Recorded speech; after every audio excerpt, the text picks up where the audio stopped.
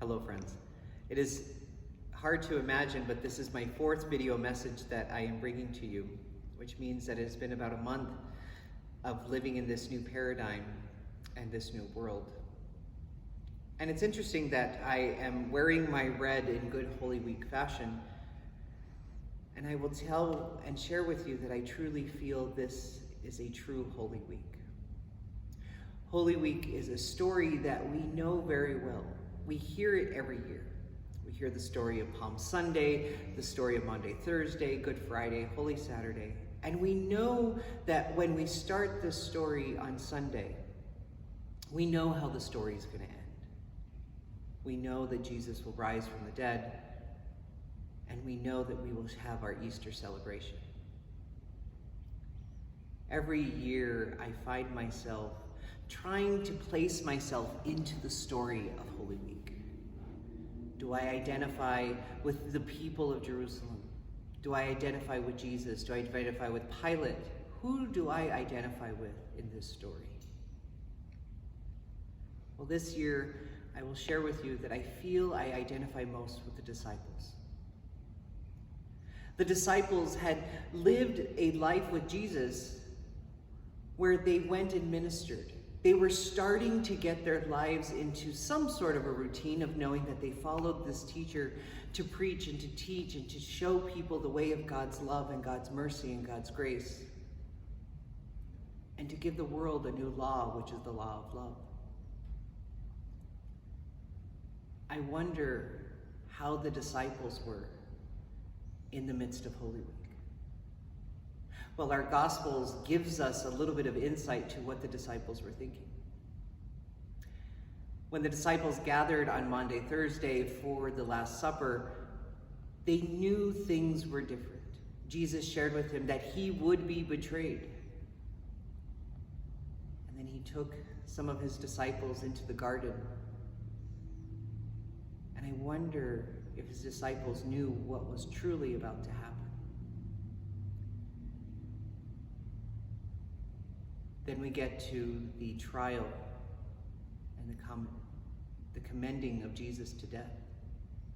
And watching from afar their teacher and their rabbi being lifted and given a cross, his own instrument of death, and carry it throughout the streets of Jerusalem. They watched as he hung on the cross and ultimately died. And I feel that with our world the way it is today, I maybe feel like those disciples, not knowing what the next moment is going to bring, not being able to wake up and have some sort of idea of what my day's going to look like today, having to live moment by moment, not knowing what that next moment is going to bring. Having to rely upon the words of Jesus and upon God for the strength and the motivation and the will and the desire to live in those unknown moments. I'm sure, like most of you, we are feeling that way right now. Our world is in unknowns right now. For some of us, we don't know what tomorrow's going to bring. We don't know what our world is going to look like after this pandemic is over. How will the world change? How will we change? But we know and we trust that the story doesn't end in the darkness, but rather the story takes us into the light, into that resurrection moment. Right now, my friends, I call you into a true, deep reflection of Holy Week. I encourage you to take out your prayer book and read the services at home. See where God speaks to you. Place yourself in that story and see how that story maybe matches up where we are in our world. I will be honest, I don't have any of the answers of the questions I've asked. But what I do know, I have hope, and I know in the resurrection. And I have hope in the resurrection.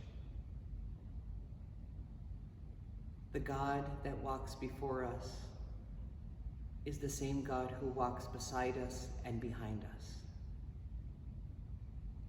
And we will feel pain, we will feel sadness, we will feel afraid, we will feel alone.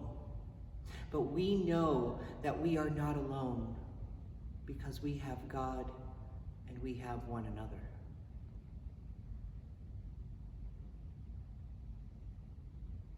So I send you every amount of blessings and prayers for a holy week,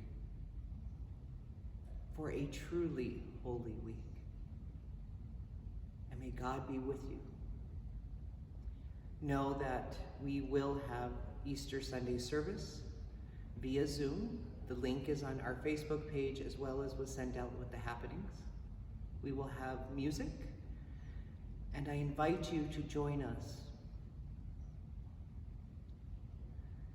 My friends, I miss you, but know that my prayers are with you, and we will come and gather again and rejoice in the God who brings us hope and faith and peace.